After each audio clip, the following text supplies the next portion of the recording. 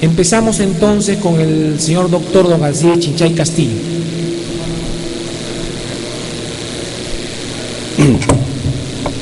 Bien, gracias, señores jueces supremos. Sobre el tema de la incautación se han planteado 5 cuestiones. Acerca de ellas, las 2 primeras considero que deben ser respondidas, digamos, con una sola respuesta, dado que están intrínsecamente ligadas. Se trata de cuál sería el régimen jurídico de esta institución procesal, la incautación, si el 316 o el artículo 218 del Código Procesal Penal. Al respecto, debe justamente vincularse el tema con la segunda pregunta, que es cuáles son los fines de esta incautación, la búsqueda de prueba o la medida cautelar. Y en efecto, estas 2 finalidades están recogidas en estos 2 grupos, digamos, de artículos, ¿no? Hay una que se refiere a la búsqueda de pruebas, que es el artículo 218, y el 316, que lo habla desde el punto de vista de la privación o restricción de derechos de quien va a sufrir esta medida. Al respecto, hay que señalar que los objetos que luego deben ser materia de decomiso según el 102 del Código Penal solamente están regulados por el artículo 316. El artículo 218 introduce, además de objetos, instrumentos y efectos, una clase nueva de hechos, que son los elementos vinculados con el delito. Estos no necesariamente son objetos, instrumentos o efectos, o por lo menos no en sentido estricto. Sería el caso, por ejemplo, de que se acometa un secuestro y los secuestradores han estado esperando a su víctima frente al local del trabajo de esa persona, y allí estas personas se han estado dedicando a tomar un café o beber algunos refrescos. Cuando ven que su víctima sale, estas personas salen del restaurante y acometen el secuestro. Entonces, estrictamente hablando, los vasos, las copas, los cubiertos donde han dejado sus huellas digitales o trazas de ADN no son objetos, no son instrumentos y no son efectos del delito. Entonces, estos bienes que acabo de referir con mi ejemplo se hallan en el artículo 218 del Código Procesal Penal, más no así en el 316. Entonces, desde el punto de vista de futura prueba, habría en este sentido un vacío, o sea, no estaría previsto esto desde la perspectiva de la restricción de derechos.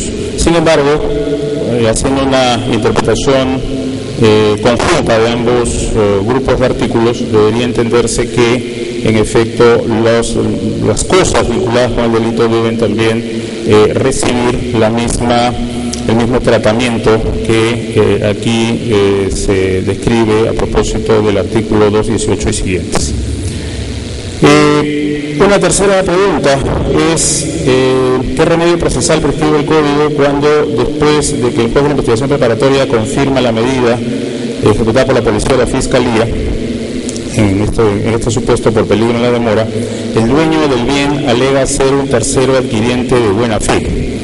Bueno, sobre esto hay que hacer una distinción de si el bien se ha incautado con fin de prueba o el mero fin la mera perspectiva que tiene el Código en el artículo 316 sobre restricción o privación de derechos. El artículo 222 establece que en caso de que el acto de investigación ya se haya hecho sobre el objeto incautado, puede devolverse. Sin embargo, consideramos que no es que pueda devolverse, debería devolverse. ¿Y esto por qué? Porque si es que ya se hizo el acto de investigación que va a sacar la información que luego va a ser usada de prueba, ya no habría ningún sentido, ninguna justificación para que la justicia se siga quedando con el bien, y por lo tanto habría que interpretar que no es que pueda, sino que debe devolverse el bien a su legítimo poseedor. En cambio, si se trata de los otros fines, ¿no es cierto? O sea, si se trata de objetos, instrumentos o efectos, tenemos el tema de que estos ya tienen un interés público sobre ellos, que es que deben ser decomisados, como he referido al aludir al 102 del Código Penal. Y en este sentido, no habría, digamos, ninguna justificación para su devolución. Esto, digámoslo así, en principio. Y esto porque sabemos que con el decreto legislativo 982 se hizo una modificación del 102 del Código que tenía esta expresión de que a no ser que pertenezcan a terceros no intervinientes en la infracción. Entonces, tomando a la letra el 102 del Código Penal modificado por el decreto legislativo 982, habría que entender que así el bien perteneciera a un tercero que no ha intervenido en el delito, no tendría por qué ser devuelto.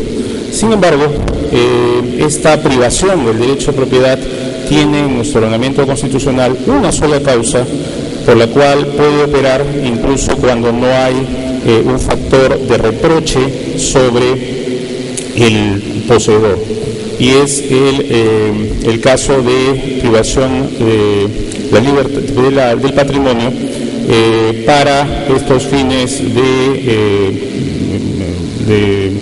interés público, ¿no? Como la expropiación. Es el único caso en que no hay un factor de reproche sobre. Y si ha sido limitado el ordenamiento constitucional sobre la propiedad, parece ser que la ratio legis de la Constitución sobre la propiedad, que esta no puede ser privada si es que no hay un factor de reproche sobre el poseedor. Y por lo tanto, haciendo prevalecer el artículo 70 de la Constitución, habría que interpretar que en estos supuestos sí. O sea, aún cuando el 102 ha suprimido esta expresión, debe devolverse el bien si es que el propietario del bien es una persona que no ha intervenido en esta acción. Cuarta pregunta, la resolución del juez va a permitir excepción y en este sentido se establece que en efecto el 316 inciso 2 dice que esta resolución confirmatoria se hace sin trámite alguno. Creemos que para los casos en que esté en cuestionamiento la procedencia, la legitimidad de esta medida, podría habilitarse, y sería de justicia que se habilite, que el afectado pueda recurrir ante el juez y el juez, para esclarecer los hechos, pueda hacer una audiencia al respecto. Sin embargo, en la práctica parece ser que esto no sería muy viable, dado que si el fiscal cumple con comunicarle esto al juez de inmediatamente, y dado que el juez tiene que emitir su disposición sin ningún trámite, lo más probable es que cuando el afectado pueda recurrir a un abogado y este abogado pueda preparar un recurso ante el juez, ya la resolución esté emitida. La última pregunta es: ¿qué sucede cuando el fiscal no requirió la confirmación dentro de los 3 días? El tenor que esto debe más bien traducirse en una sanción si es que no haber requerido la confirmación de la incautación no se hubiese hecho inmediatamente, como dice el código, ¿no? El 316 inciso 2 dice que no es en 2 días, en 2 días es para que el juez resuelva, sino que el fiscal lo debe hacer inmediatamente. Hay alguna pretensión que he dicho, o hay algunas posiciones de algunos tratadistas que dicen que en este caso debería operar la caducidad. Pero usualmente el sustento que se da no es solo el 144 inciso 1, sino que también se está refiriendo a que la caducidad mata el derecho. No sería propio en este caso hablar de derechos, porque el Estado no actúa a través de derechos, actúa a través de obligaciones, de potestades y de facultades, no de derechos. Entonces, creemos que sería más propio el 144 inciso 2. Y sobre todo, también sería aplicable en este caso el 145 sobre reposición de plazo, ¿no? O sea, si es que el fiscal no ha podido, digamos, hacer de inmediato este pedido de confirmación, podrías, si esto se ha debido a causas de fuerza mayor, recurrirse al 145 para reponer el plazo. Sin perjuicio de señalar que inmediatamente, la frase inmediatamente o la expresión no es propiamente un plazo, ¿no? Es una orden perentoria, pero no está estableciendo estricta y propiamente un plazo. Gracias. Muchas gracias, señor doctor. Tiene el uso de la palabra el doctor don Víctor Burgos Mariños.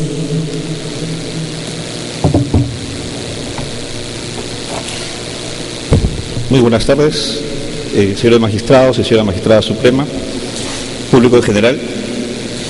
En cuanto a la primera pregunta, ¿qué norma rige el artículo 316 o el artículo 218? ¿Es lo mismo o hay que diferenciarlo? Me parece que hay diferencias sustanciales en ambos supuestos: incautación en flagrante delito o peligro inminente de su perpetración. Y en este contexto estamos hablando de labores propias de vigilancia que realiza la Policía Nacional, los ciudadanos organizados en el entorno de comunidades o comités de autodefensa, y también labores de prevención que por lo general también realiza la Fiscalía. Entonces, lo mismo en ese contexto que hace en el marco de una investigación. Por tanto, aquí hay un tema que destacar. Además, este tipo de incautación con fines de prevención o en el marco de la flagrante, generalmente los actores o los funcionarios que llevan adelante esta incautación tienen dificultades para perennizar la evidencia con equipos más técnicos. Y hay un problema, efectivamente, acá de cuestionamiento, ¿no? Por parte de la defensa. Además, el acto propio de la comunicación de la incautación hacia el fiscal es un poco más extenso en el tiempo. Y la confirmatoria que exige este supuesto estaría destinado fundamentalmente a controlar la situación de la flagrancia o la situación del acto de incautación mismo, ¿no? En cambio, el artículo 316 es una incautación que se da en el marco de una investigación preliminar o preparatoria, en donde ya el fiscal se ha abocado concretamente a la investigación, está dirigiendo la investigación o ha delegado la investigación a un cuerpo especializado de la policía. Por tanto, en ese contexto, la labor de búsqueda de las pruebas ya se hace con los equipos mínimos para poder perennizar la evidencia. Además, la comunicación de la incautación al fiscal es mucho más rápida, ¿no? Y por tanto, aquí la confirmatoria, que también se exige este supuesto, está para controlar la necesidad y la razonabilidad en el acto de investigación por el cual se asegura la evidencia, así como también evaluar el riesgo de que se pierda la evidencia si es que no se hace ese acto de investigación, esa restricción del derecho, y se asegura la evidencia rápidamente. Debe destacarse que este supuesto de incautación es un supuesto que innova el nuevo Código Procesal Penal, porque antiguamente, o en el régimen anterior, este tipo de investigaciones o incautaciones se hacían a propósito de una solicitud de medida preliminar en la etapa preliminar de investigación, pero exigía judicial cambio debido a la necesidad que tiene el nuevo Código Procesal Penal de asegurar también la evidencia a fin de que no se pierda y quede impune el delito. Es que autoriza a la policía y también autoriza al fiscal, sin orden judicial, fuera de los derechos de los ciudadanos. Ese acto concreto es que ahora, a través de la confirmatoria, busca dotar de jurisdiccionalidad a este acto de incautación, por cuanto que se va a discutir. En la segunda pregunta, es una medida restrictiva con fines de búsqueda de prueba, o más bien es una medida cautelar.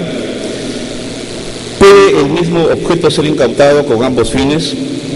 Particularmente en el contexto que hemos mencionado, la incautación, finalidad de evidencia, tiene un claro propósito de obtener evidencia, y esta evidencia aparece en los primeros momentos de la investigación, aparece con el arresto o la detención flagrante delito, con el arresto ciudadano. Ahí aparece la evidencia. Por tanto, básicamente la incautación tiene ese fin concreto.